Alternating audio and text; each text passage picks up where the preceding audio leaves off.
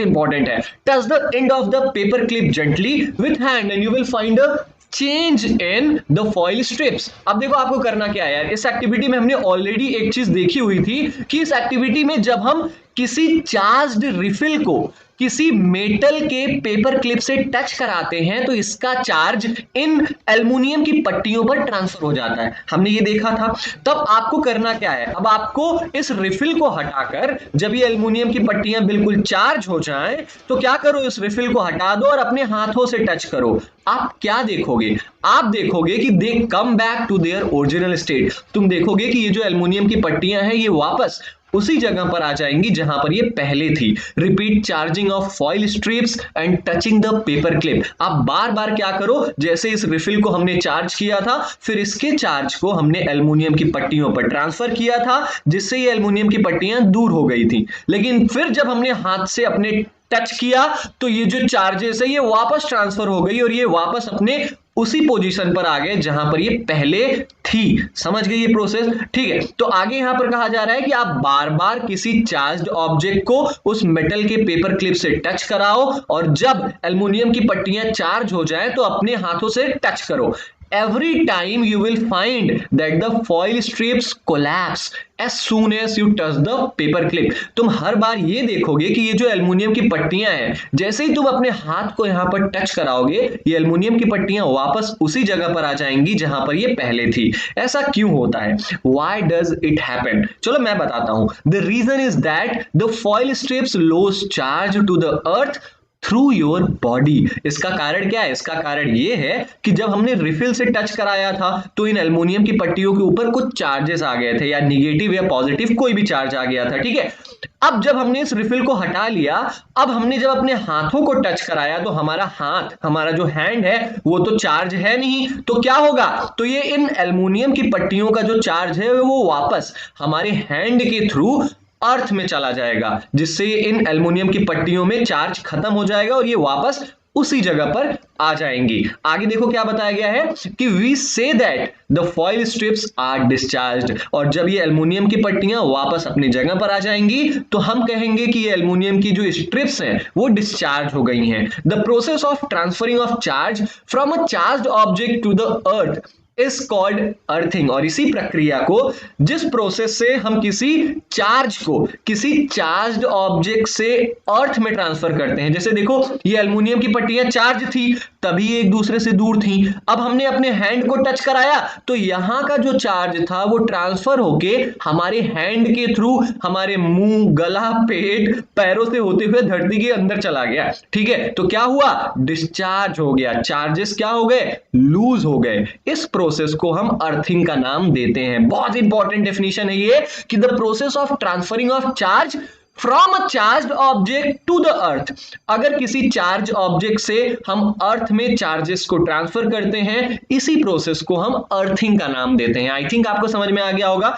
चलिए अब इसे देख लेते हैं कि यहां पर क्या लिखा है। यहां पर लिखा है कि earthing is provided in buildings to protect us from electrical shocks due to any leakage of electrical current. यहां पर बहुत इंपॉर्टेंट पॉइंट बताया गया है कि हमारे घरों में, हम अगर शहरों में रहते हैं तो हमारी बिल्डिंग्स में ना अर्थिंग की एक वायर लगाई जाती है। इसका काम क्या होता है, to protect us from electrical shocks. कभी कभी क्या होता है ना कि हमारे घरों में बहुत ज्यादा इलेक्ट्रिक करंट आ जाता है जिसकी वजह से हमारे बल्ब फ्यूज हो जाते हैं, टीवी जल जाती है, फैन जल जाता है, ठीक है। तो इस बढ़े हुए, इस increased amount of electric current को मेंटेन करने के लिए अर्थिंग के वायर, अर्थिंग के तार लगाए जाते हैं हमारे घरों में, हमारी बिल्डिंग्स में, ताकि जो हमारे इलेक्ट्रिकल अप्लायंसेस हैं जैसे टीवी, फ्रिज, ये सब जले ना, और अगर लाइट तेज आ जाए तो हमें इलेक्ट्रिकल करंट भी ना लगे, इसीलिए अर्थिंग का यूज किया जाता है। समझ गए ना। अगर आपसे पूछा जाए कि व्हाट इज अर्थिंग तो आप ये लिखोगे कि the process of transferring of charge from charge object to the earth is called earthing. अब आपसे ये पूछा जाए कि why is earthing used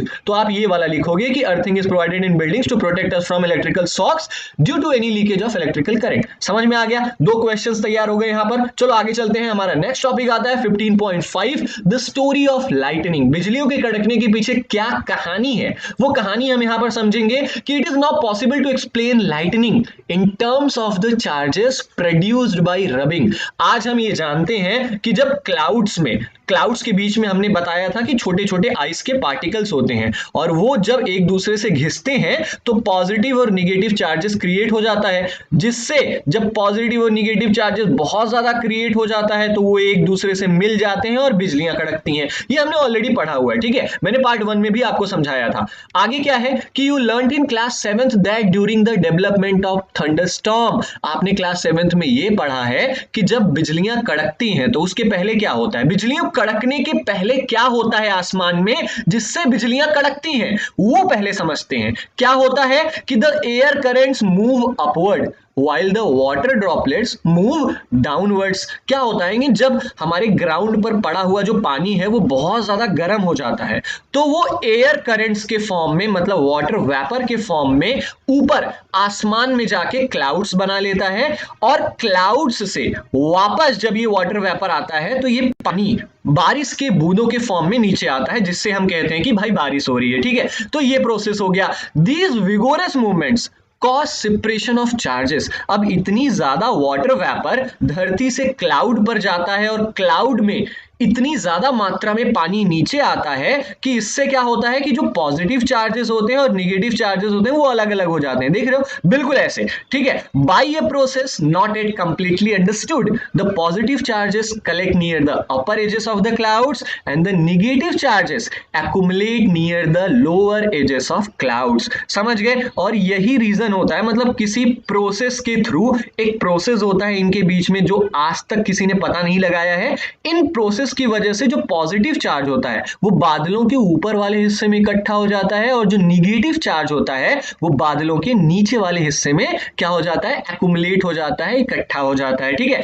there is accumulation of positive charges near the ground also. अब जब क्लाउड के नीचे निगेटिव चार्जेस इकट्ठा हो गए हैं तो इस निगेटिव चार्ज की वजह से ग्राउंड पर पॉजिटिव चार्जेस ऑटोमेटिकली आ जाते हैं। क्यों? क्योंकि ये पॉजिटिव चार्जेस इस निगेटिव से मिलना चाहते हैं लेकिन एयर के वजह से ये मिल नहीं पाते हैं, ठीक है। तो इसी वजह से ये यहां पर इकट्ठा हो जाते हैं और जब कभी भी बहुत ज्यादा मात्रा में पॉजिटिव और निगेटिव चार्जेस होते हैं तो ये एक दूसरे से मिल जाते हैं जिससे ग्राउंड पर बिजलियां गिर जाती हैं। हमने सुना होगा कि हमारे घरों में बिजली गिर गई है, यहां पर बिजली गिर गई है, तो वो कैसे होता है, जो बादल में निगेटिव चार्ज है वो ग्राउंड के पॉजिटिव चार्ज से जब मिलता है तो भाई हमारे यहां पर बिजलियां गिर जाती हैं। कभी कभी इंसान के ऊपर भी बिजली गिर जाती है जिससे इंसान की जान भी जा सकती है, ठीक है। तो ये पूरा प्रोसेस होता है, यहां से लेके यहां तक हमने हाईलाइट किया है, मतलब बहुत इंपॉर्टेंट है। अगर आपसे पूछा जाए कि व्हाई लाइटनिंग हैपेंस, मतलब लाइटनिंग का पूरा प्रोसेस बताओ कि बिजलियां क्यों कड़कती हैं, तो आप केवल यहां से यहां तक लिख दोगे ना, सब समझ में आ जाएगा। चलो ध्यान से पढ़ते हैं। When the magnitude of the accumulated charges become very large, the air, which is normally a poor conductor of electricity, is no longer able to resist their flow। समझ गए?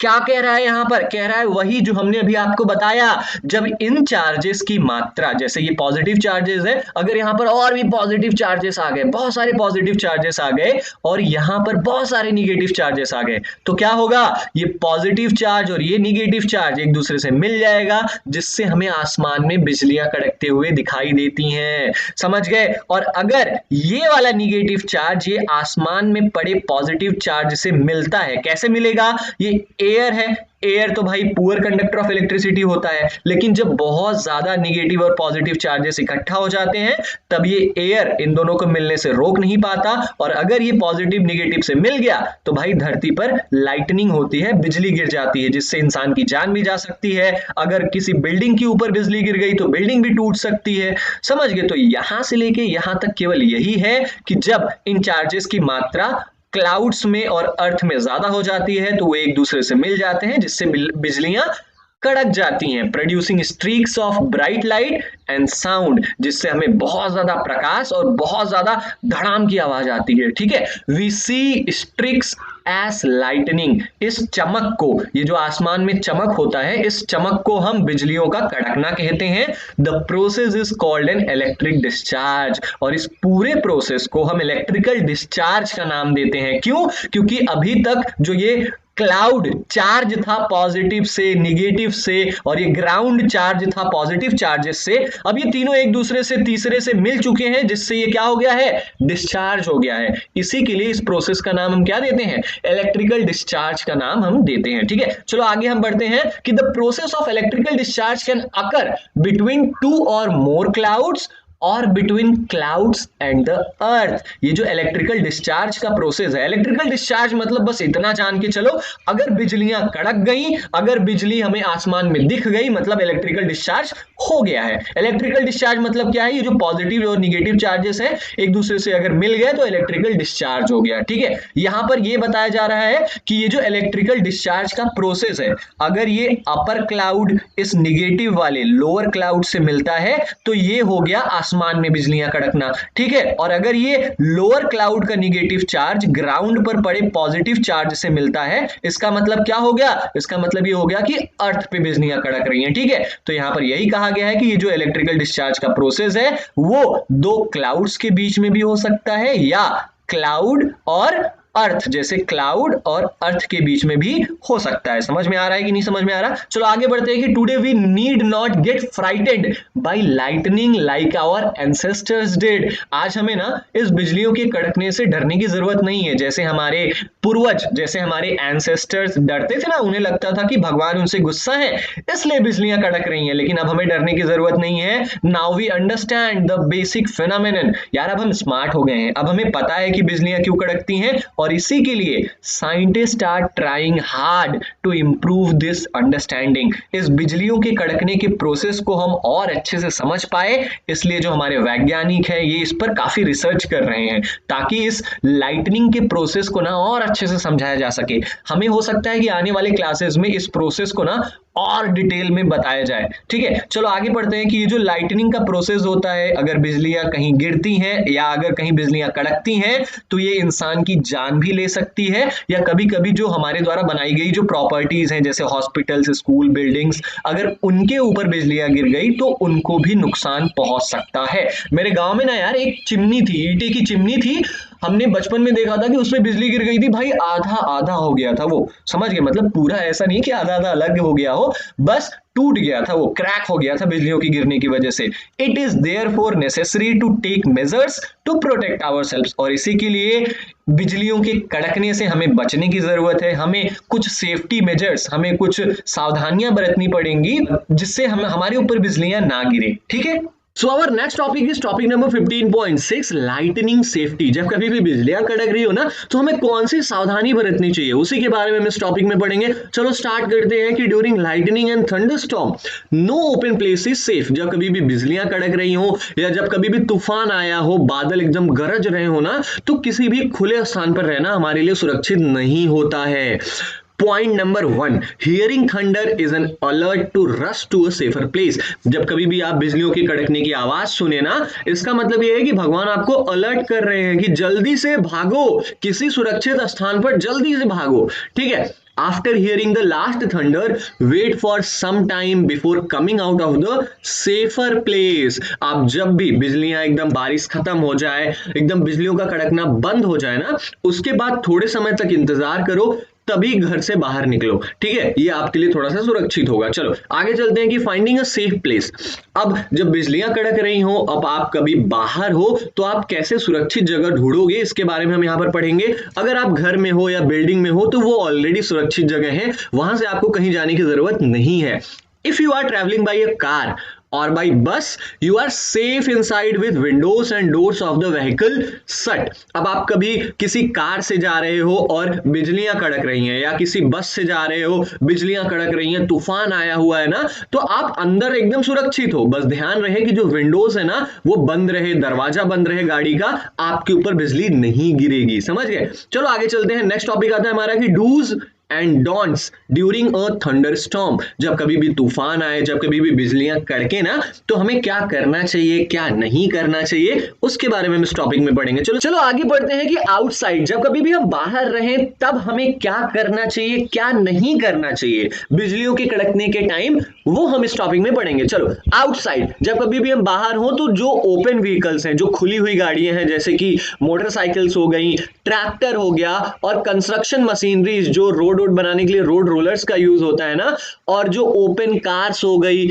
ऐसी कार्स जिनकी छतें नहीं होती, जैसे आजकल मर्सिडीज, फरारी, बीएमडब्ल्यू में ना ओपन रूफ वाला सिस्टम आ गया है, उनके गाड़ियों के ऊपर जो रूफ होता है वो नहीं होता। तो ऐसी खुली हुई गाड़ियां बिजलियों के कड़कने के टाइम आपके लिए सुरक्षित नहीं है, क्योंकि इन गाड़ियों में बिजलियां गिर सकती हैं। ठीक है, इनके अलावा आप अगर किसी खुले मैदान में हो, या किसी लंबे पेड़ के नीचे हो, या आप किसी पार्क में हो, किसी ऊंचाई वाले स्थान पर हो, तो do not protect us from lightning strokes. इन जगहों पर रहने से हम बिजलियों के झटकों से बच नहीं जाएंगे, इन जगहों पर भी हमारे ऊपर बिजलियां गिर सकती हैं। समझ गए? Carrying an umbrella is not at all a good idea during thunderstorms. लड़कियां होती है ना भाई, बारिश हो या धूप हो, अम्ब्रेला लेके निकल जाएंगी। तो यार जब कभी भी बिजलियां कड़क रही हो ना, तो अम्ब्रेला लेके बाहर निकलना सेफ नहीं है, क्योंकि अम्ब्रेला हमें बिजलियों के कड़कने से नहीं बचाएगा, केवल बारिश की बूंदों से बचाएगा। समझ गए? इफ इन फॉरेस्ट, अब अगर आप किसी जंगल में फंस गए हो और अगर बिजलियां कड़क रही हैं, तो take shelter under shorter trees.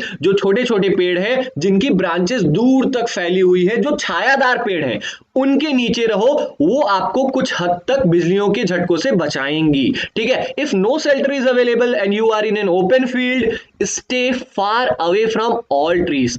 अब आपके पास कोई भी छुपने की जगह नहीं है और बिजलियां कड़क रही हैं, ठीक है, तो आप क्या करो, आप stay far away from all trees. किसी भी पेड़ के नीचे खड़े मत हो, ठीक है, सबसे दूर किसी एकदम खुले स्थान पर जाकर खड़े हो। स्टे अवे फ्रॉम पोल्स और अदर मेटल ऑब्जेक्ट्स। कोई बिजली का खंबा हो गया, या कोई लोहा, एल्युमिनियम की कोई चीज आपके अगल बगल है, चाहे खंबा ही हो गया, चाहे गेट हो गया किसी घर का, ठीक है, तो ऐसी जगहों के आसपास भी आप खड़े ना हो, क्योंकि हम जानते हैं कि बिजलियां ना लोहा हो, एल्युमिनियम हो, बिजली के खंबे हो, इन सब पे जरूर गिर सकती है। क्यों? क्योंकि भाई इनमें तो ऑलरेडी ही इनमें इलेक्ट्रिसिटी फ्लो हो रहा है, और जो आसमान की बिजली इन जमीन की बिजलियों से मिलेंगी ना, तो इन्हीं जगहों पे गिरती हैं। Do not lie on the ground. आप अगर किसी खुले स्थान पर हो, तो भाई ग्राउंड पर, जमीन पर सो मत जाना कि आप बच जाओगे, नीचे रहोगे, ऐसा कुछ नहीं होगा। इंस्टेड इसके अलावा आप क्या कर सकते हो,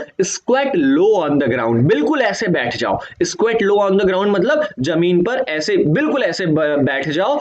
place your hands on your knees. अपने दोनों हाथों को अपने घुटने पर रख दो। With your head between the hands. आप अपने दोनों हाथों के बीच में अपने सर को ऐसे छुपाकर बैठ सकते हो। This position will make you the smallest target to be struck. ऐसा नहीं है कि ऐसा करने से आप एकदम से बच जाओगे, लेकिन बिजलियां गिरने के चांसेस आपके ऊपर कम रहेंगी। समझ गए? आई थिंक आपको समझ में आ गया होगा। चलो आगे बढ़ते हैं। Inside the house.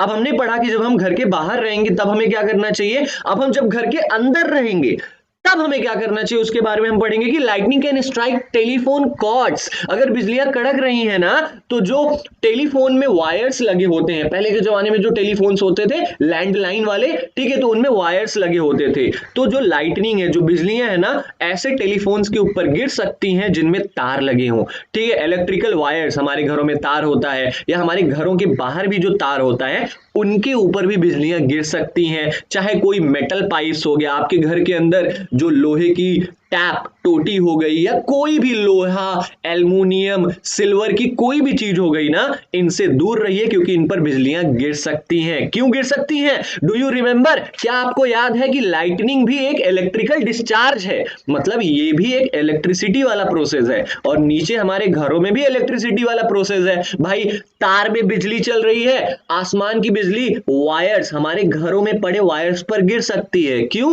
क्योंकि हो सकता है ऊपर का पॉजिटिव चार्ज हमारे घरों में बह रहे निगेटिव चार्जेस से अट्रैक्ट होकर हमारे घर पर ही गिर जाए। ठीक है, तो ऐसा होता है। During a thunder storm contact with these should be avoided. जब कभी भी बिजलियां कड़क रही हो, तो कोई ऐसा टेलीफोन जिनमें वायर्स लगे हों, और हमारे घरों में जो वायर्स लगे होते हैं, या कोई लोहा, एल्युमिनियम या सिल्वर की चीज रखी हुई है, कोई पाइप है, तो इन चीजों से दूर रहिए। ठीक है, क्योंकि हमें इनसे बचना है, इन पर बिजलियां गिर सकती हैं। ठीक है, it is safer to use mobile phones and cordless phones. हाँ, एक बात आप कर सकते हो कि जब बिजलियां कड़क रही हो तो आप मोबाइल फोन का यूज कर सकते हो, या कोई ऐसा फोन जिसमें वायर्स ना लगे हो, वायरलेस फोन का आप यूज कर सकते हो, ठीक है। However it is not wise to call up a person who is receiving your phone through a wired phone। बहुत ही इंपॉर्टेंट चीज है, ध्यान से पढ़ना कि या तो एक चीज तो एकदम क्लियर है कि हम अपने मोबाइल फोन से बात कर सकते हैं जब कभी बिजलियां कड़क रही हो,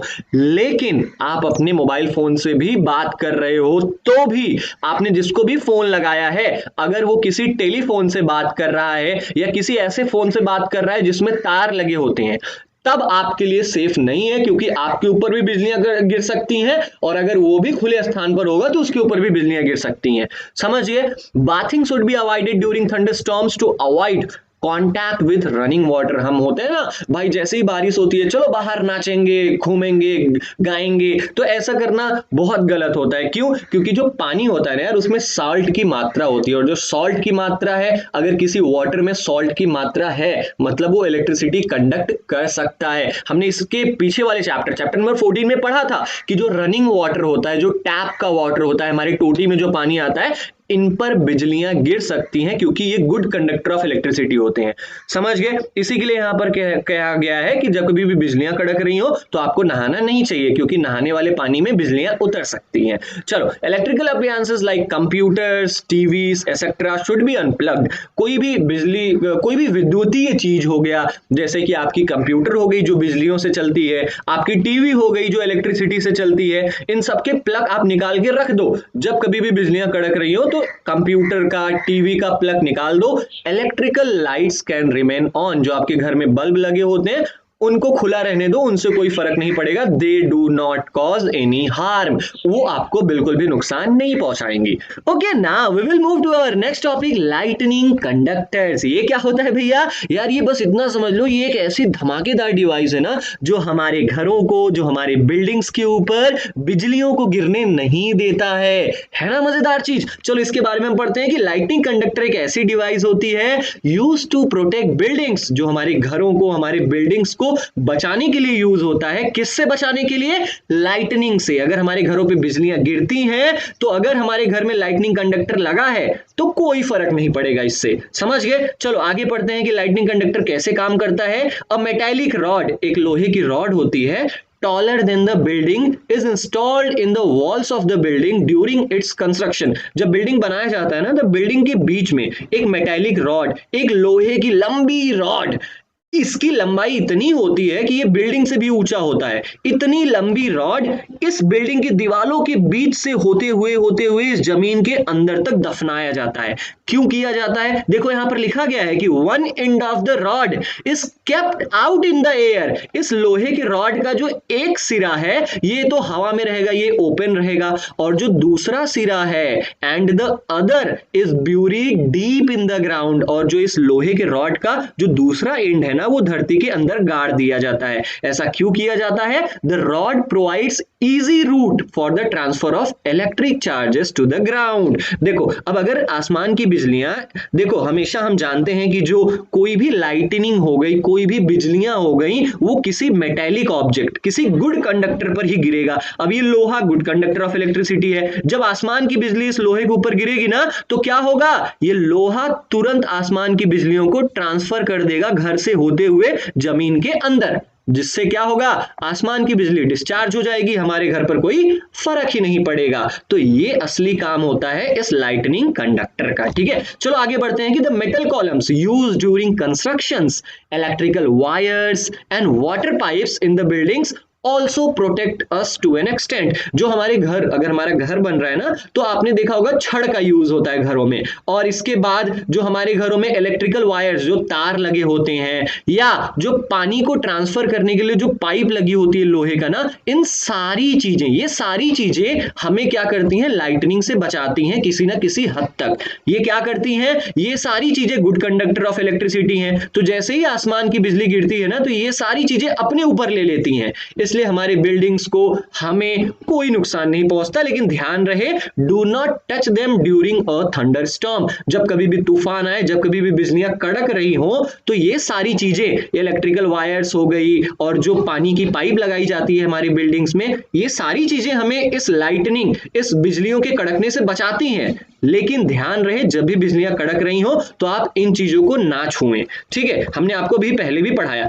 now and now move to next topic of this chapter, earthquake. यार भूकंप का आना, भाई भूकंप तो वैसे आता ही रहता है, पहले ये जान लो कि क्यों आता है। और नेक्स्ट टॉपिक इज 15.7 अर्थक्वेक। हम इस टॉपिक में अर्थक्वेक के बारे में पढ़ेंगे, अर्थक्वेक क्यों आता है, हम कैसे भूकंप से बच सकते हैं, ठीक है? You just learned about thunderstorm and lightning. तुमने अभी अभी जस्ट पढ़ा कि तूफान कैसे आता है, हम कैसे तूफान से बच सकते हैं। हमने अभी जस्ट पढ़ा कि यार बिजलियां जब कड़कती हैं तो हमें कौन सी सावधानी बरतनी चाहिए। इन सारी चीजों के बारे में हमने पढ़ लिया है। In class 7th you learned about cyclones. तुमने क्लास 7th में ना चक्रवात, साइक्लोन्स के बारे में पढ़ा होगा, जो समुद्रों के बीच में ऐसे गोल गोल गोल गोल चक्रवात आता है। फिर क्या होता है, फिर वो जो चक्रवात है, जैसे साइक्लोन आया था वहां पर कहां पे यार, कहीं तो जगह का नाम था, मुझे याद नहीं आ रहा, मैं आपको बताऊंगा, ठीक है? These natural phenomenon can cause large scale destruction of human life and property. अब ये जो नेचुरल फिनोमेनन है, चाहे अर्थक्वेक हो गया, चाहे लाइटनिंग हो गई, चाहे साइक्लोन्स हो गया ना, ये इंसान के जीवन को तो नुकसान पहुंचाती ही है, साथ साथ जो हमारे द्वारा बनाई गई प्रॉपर्टीज हैं, जैसे हमारा घर, स्कूल, बिल्डिंग, इन सबको भी तोड़ सकता है। इतने पावरफुल होते हैं ये नेचुरल फिनोमेनन, चाहे वो भूकंप हो गया, चाहे वो बिजलियां कड़क रही है ना, ये सारी चीजें हमारी जान भी ले सकती हैं और हमारे द्वारा जो बनाई गई प्रॉपर्टीज हैं, जैसे घर, बिल्डिंग, रोड, इन सबको तोड़ भी सकती है। Got it? चलो आगे बढ़ते हैं। Fortunately this phenomenon can be predicted to some extent. लेकिन आज हम इतने ज्यादा स्मार्ट हो गए ना कि हम इन आपदा को आने से पहले ही जान लेते हैं कि यार भूकंप आने वाला है। The weather department can warn about a thunderstorm developing in some area. जो हमारे यहाँ मौसम विभाग होता है ना, हर देश में मौसम विभाग का एक अलग डिपार्टमेंट होता है, वो हमें बताता है कि अगले 1 हफ्ते तक बारिश होने वाली है, यहाँ पर भूकंप आने वाला है 2-3 दिन में, यहाँ पर साइक्लोन आने वाला है। तो हम पहले से ही तैयार रहते हैं इन नेचुरल डिजास्टर्स के लिए, ठीक है? चलो आगे बढ़ते हैं कि if a thunderstorm occurs there is always a possibility of lightning and cyclone accompanying it। जब कभी भी तूफान आता है ना, इसका मतलब यह है कि बिजलियां भी कड़कने वाली हैं और इसके साथ साथ साइक्लोन्स, चक्रवात भी आने वाला है। ये इंडिकेशन होता है, जब कभी भी तूफान आए ना तो आप जान जाओ यार कि बिजलियां भी कड़केंगी इसके साथ, और इसके साथ साथ चक्रवात भी आने वाला है, ठीक है? और इसी के लिए we get time to take measures to protect ourselves from the damage caused by these phenomenon. और इसी के लिए जब हमें पता चल जाता है यार कि ये आने वाला है, 2-3 दिन में भूकंप आने वाला है, 2-3 दिन में बिजलियां कड़कने वाली हैं, बारिश होने वाला है, तो हम उस हिसाब से अपनी तैयारी करते हैं ताकि हम इन नेचुरल डिजास्टर्स से बच पाएं, ठीक है? आई होप आपको समझ में आया होगा। चलो आगे बढ़ते हैं। यहां पर क्या लिखा गया है कि there is however one natural phenomenon which we are not yet able to predict accurately। लेकिन अब भी आज के जमाने में भी एक ऐसी नेचुरल फिनोमेना है या एक ऐसी आपदा है जिसके बारे में हम पता नहीं लगा सकते हैं, वो अचानक आ जाती है। वो कौन सी है? It is an earthquake. भूकंप एक ऐसा नेचुरल डिजास्टर है ना जो आने से पहले हमें पता नहीं चलता है।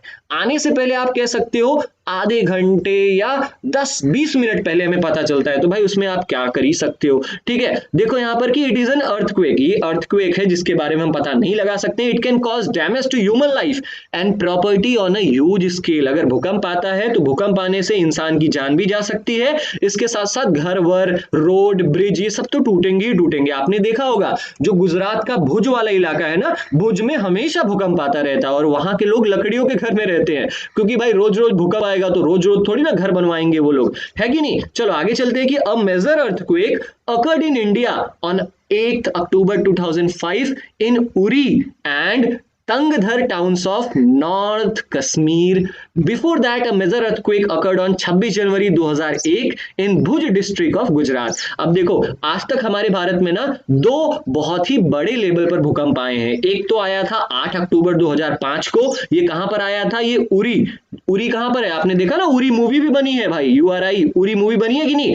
उरी और तंगधर ये दोनों जिले हैं नॉर्थ कश्मीर में, वहां पर 8 अक्टूबर 2005 को बहुत बड़ा भूकंप आया था। और इसके पहले 26 जनवरी 2001 को जब सारा देश रिपब्लिक डे मना रहा था तो गुजरात के भुज इलाके में भूकंप आया था, जिससे कई लोगों की जान गई थी और कई लोगों को काफी नुकसान सहना पड़ा था। ठीक है, now next activity number 15.5, ask your parents about the huge damage to life and property caused by these earthquakes। अपने पापा से पूछो, आपको बताएंगे कि यार भूकंप आने से कितना नुकसान होता है। ये देख रहे हो, आपको एक फिगर दिख रहा है, यहां पर बिल्डिंग्स कैसे टूटी पड़ी हैं, ये सब किस वजह से हुआ है? भूकंप आने की वजह से हुआ है। आपको करना क्या है कि collect a few pictures showing the damage caused by these earthquakes from the newspaper and magazines of those days। अब देखो, जब भी भूकंप आया था, जैसे ये 2001 में आया था ना 26 जनवरी को, आप उस दिन का न्यूज़पेपर उठाओ। कहां से मिलेगा उस दिन का न्यूज़पेपर? नेट पे सब कुछ मिल जाएगा, बस इतना डाल दो 26 जनवरी 2001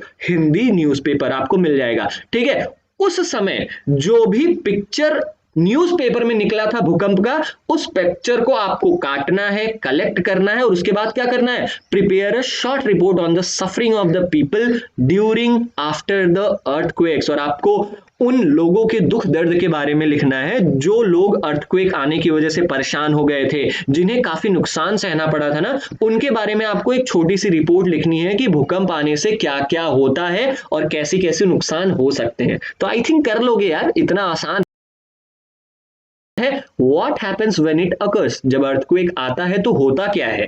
What can we do to minimize its effects? हम क्या कर सकते हैं ताकि हम भूकंप के झटकों से बच सकें? These are some of the questions which we shall discuss below। ऐसे ही कुछ प्रश्नों का उत्तर हम नीचे देने वाले हैं। Okay, so this is all about the part 2 of this chapter। हमने